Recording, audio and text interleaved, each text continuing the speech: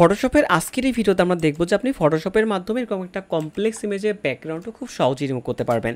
এবং মজার ব্যাপার কি জানেন, আজকের এই ভিডিওতে কিন্তু আমরা কোনো ধরনের পেন টুল বা নর্মাল কোনো ধরনের সিলেকশন টুলও আমরা ইউজ করব না, যাতে করে আপনার অনেকটা কষ্ট হয়। তো আমরা এখানে কী করব, দেখুন এখানে যে ল্যাসো টুলটা আছে না, এই ল্যাসো টুল দিয়ে আপনি সিম্পলিভাবে আপনার চারপাশে অবজেক্টের সিলেক্ট করে ফেলবেন। যেমন আপনি দেখতে পাচ্ছেন যে আমরা কিন্তু একেবারে নর্মালিভাবে সিলেক্ট করলাম, তাই না? এই যে আমাদের সিলেকশন হয়ে গেল।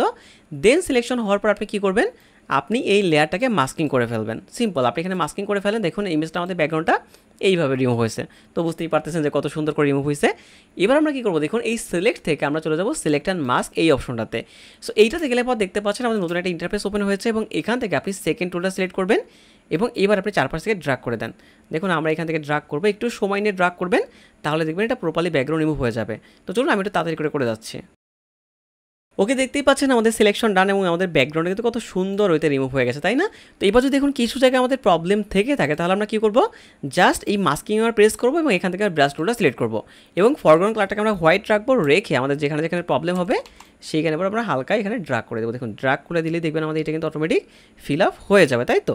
তো এইভাবে করে কিন্তু আপনি চাইলে খুব সহজেই যে কোনো ইমেজের ব্যাকগ্রাউন্ড আপনি রিমুভ করতে পারেন। তো আজকের জন্য এতটুকুই, দেখা হচ্ছে সম্পূর্ণ নতুন কোনো ভিডিওতে। এরকম আর অনেক গুরুত্বপূর্ণ ভিডিওর জন্য আমার সাথেই থাকুন। ধন্যবাদ।